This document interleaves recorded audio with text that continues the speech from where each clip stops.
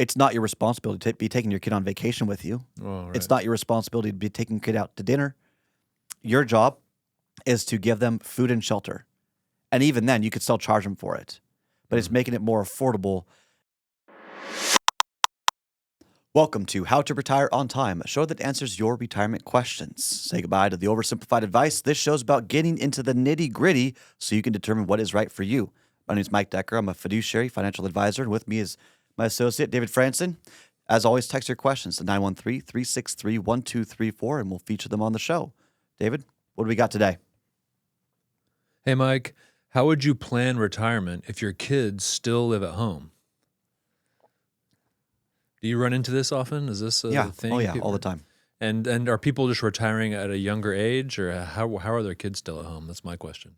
Yeah, so let's address the elephant in the room. All right. Why are kids at home? Why are kids struggling today? Anyone that's 30 years or older, it is a very polarizing kind of like, kids are helpless today. That's just not an accurate depiction of what's going on, okay? So today, the average wages for someone getting out of college is not even close to comparable from an affordability standpoint to those that are younger. For those that were in the 50s, 60s, 70s, 80s, and even 90s. A home was affordable at minimum wage back in the day. It's not today. Even rent, there's a good chance you're going to have to travel way outside of where jobs are just to afford a place to rent or to live. And so people today are starting out not disadvantaged. I don't want to, play the victim card in any way here, but it's going to be a more aggressive uphill battle. It is a more competitive environment. More people have gone to the colleges and earned a degree, but the degrees may not all have as much practical skill sets that translate into the workforce, okay? So there's another disadvantage here of a lack of career preparation to the masses. Now, yes, if you want to become an attorney, you want to become a doctor, you would like those certain skills, you can more easily, but not easily, get into the workforce. But notice how if you want to become a doctor, if you want to become an attorney, if you want to become in engineering, like get a master's in engineering, if you want to become a CPA, these specialized jobs, it's not just a 4-year degree, it's a 4-year degree and then additional education and licensing that's very difficult. Sure. Okay? Yeah.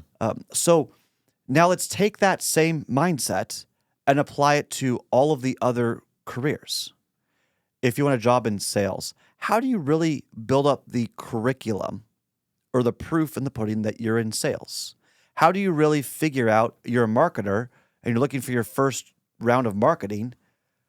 Yeah, you've got this kind of portfolio, but it's just there's a ton of people competing for very few jobs. So that's one kind of problem. And those jobs, the wages haven't kept up with inflation.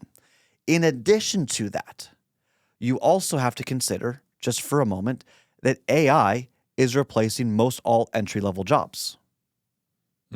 That's another difficulty that people are going to have to overcome. Now, for all of those that maybe college failed them, and I know many people have told me, college failed me. It didn't fail you. There was a lack of planning. I'm not saying that's your fault. That's what you were sold. You were sold the idea that college is going to get you a job. It's just not true anymore. Yeah. Okay? It used to be, but not anymore. It used to be, but it's not anymore. And then so you have all of these factors that are playing against people, okay? You just need to understand it's different. A lot of people like to blame the idea, millennials and Gen Z or whatever, they're just lazy. Some are.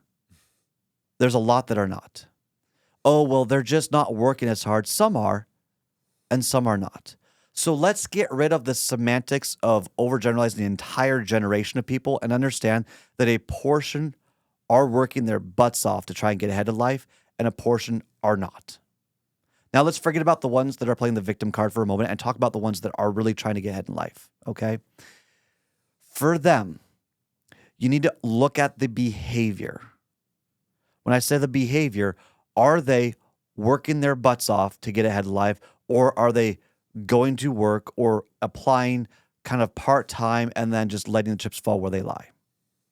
Because the reality is, today, a more competitive environment today for the few jobs that are available, if they're not working round the clock on emotional intelligence, if they're not working round the clock on developing their skill set, if they're not working round the clock in all of these other areas to make them more competitive to get a well-paying job, then I would question the helping them be a part of your retirement plan. Mm. And here's why. I think the average household income is like $88,000 a year. It's hard to live off of that nationally. Now that's oversimplified because here in Kansas, that would be a lot easier to live off of than say San Francisco or Seattle. Right. Okay, so there's variation in the jobs and the wages. But to get ahead in life, you've got 4 quadrants of everyone's life. You first got your personal self, so working out, exercise, taking care of yourself. You've got your professional, so developing a skill set and working somewhere. You've also got your family, and then you've got your social. Okay, now let's go through and this is kind of a long tangent, but think about just for a moment what a doctor goes through. Doctors are well paid, but they sacrifice their family and their personal and their social and dedicate their life for years to develop a skill set to get ahead in life professionally. Yeah, I think I heard somebody, I have a friend that I know very well that went through medical school, and he gave me some statistic, and I can't remember the exact stat, but that some number of marriages don't survive medical training. Because it's so gruesome. Yeah. Now, just take for a moment, what if your kid wants a career in sales, which, by the way, sales, when done right, is a very important career. It's a very high-paying career, okay? Maybe your career wants to be in marketing. You want to be a graphic designer, okay? Which is a very wonderful, could be high-paying career. Maybe your kid got an English degree and wants to be a copywriter or whatever it is, and that's really what they want to do, okay? Yeah, it's their passion. They're good Great. at it. Now, what if they just go along the motions, they show up to whatever job they were able to get and just kind of expect things to work out? Kick them out of the house and let them figure out life how it really is going to be. Yeah. But what if for just a moment they gave up a large part of their social life? They sacrificed their own personal well-being. Still try and help them eat well. Maybe they can go for a run or whatever. But what if they were like a doctor in that they sacrificed their personal, their social, and their family to some extent and focused all on their profession? Those kids, if that's what they're doing, have them be a part of your retirement plan. Keep them at home because they have the best chance of getting ahead in life. It's that grit. You have to have that tenacity. And in those situations where they're really focusing, they're spending money in extra classes, extra training. Yeah. Don't kick them out of the house. Don't call them lazy or pathetic. They're the ones that are going to beat out the competition. The rules have changed today. In college, and for anyone that's in high school or as what they call them, developing adults or emerging adults, whatever the expressions, I don't know. Don't be scared about helping a child establish itself, but expect them to treat their development, to create a foundation like as if they were working like a doctor. I cannot say that emphatically enough because you don't just get to play along and get wealthy in America anymore. All of the jobs that allowed that lifestyle to exist have been exported to other countries. That's what globalization looks like. When we became a global economy and other countries and other people were willing to work for less than the American was, all of the entry-level jobs kept going out. Now, AI just cut out the other ones.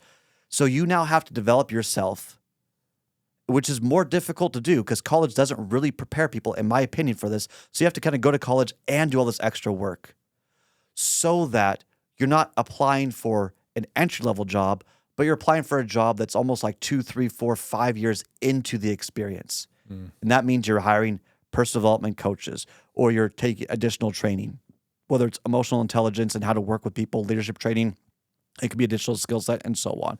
This is career planning. Doesn't mean that it's wrong. It means that it's just different. So don't expect any of your kids to take the same path that you did. Times have changed, but the American dream is still alive. You just have to do it differently. So the question is, how do you plan retirement if your kids still live at home? Yeah. Do they show healthy behavior that they really want to get ahead in life, or are they just showing up and trying to live off the experiences and the lifestyle and kind of just, you have to differentiate the two. And I highly recommend, if you don't know this, if you don't know kind of where that line is, get a counselor. You don't need to have your kid there. Talk to a professional that isn't going to just kind of give the kid a get out of jail free card and say, oh, well, they're trying and they're struggling and here's some anxiety and here's some medication. You want a counselor that's more like a coach that's going to allow pain to be in the relationship, where you're going to hold boundaries with civility, that you're going to allow them to grow. All growth is painful.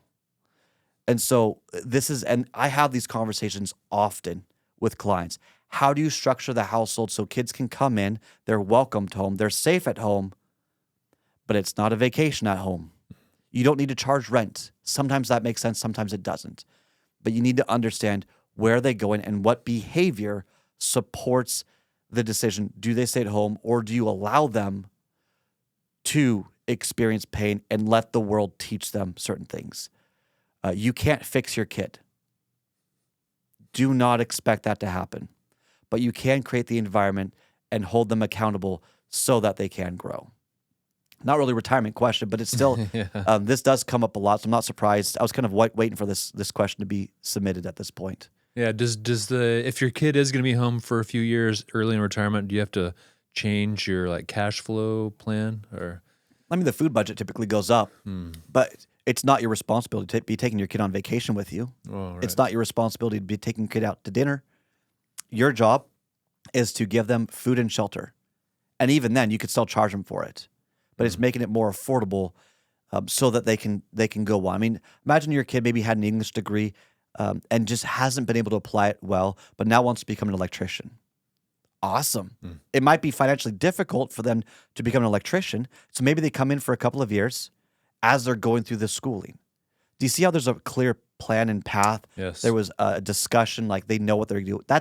That's what you're looking for, is that kind of clarity. What you're not looking for is, well, I kind of want to, maybe I'm going to be a shrimp farmer. Yeah. I'm going to try that out. And then they come home and it doesn't really work. And then they change the idea. I'm going to be a holistic chicken farmer. And then they try that and it doesn't really work. Those are red flags. That sort of aimlessness or, Yeah. yeah. There's someone that's very dear to me. I really appreciate what he said. He said, I hated every second of my career, but I did it because it paid well, it provided for my family, and I was able to do it and in support of my family. I was able to be there for the moments that mattered for my family. Let's get rid of this idea that every moment in your career is sunshine and roses. Allow them to pick not a practical career. I mean, it could be anything, but it's practical and it supports the lifestyle that they want, that there's reasonable expectations, that they're not saying, well, I want to work 40 hours a week and make 200, 300, 400,000 a year, which is an expectation today. It's not that way.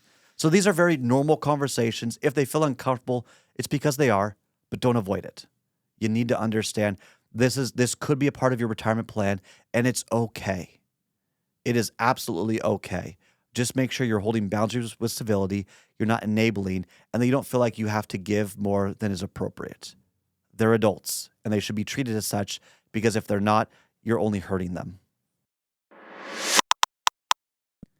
Hey, thanks for watching this video. Make sure that you like and subscribe first, and then go to www.retireontime.com to grab a copy of my book, How to Retire on Time, take a few courses about retirement, join my newsletter, and so much more. Now, if you want to work with one of our advisors here at Kedrick Wealth, who can help you put together a retirement plan that's designed to last longer than you, just click the button, Get Started. Everything we do is intended to help you retire on time. We hope you enjoy, and we'll see you in the next show.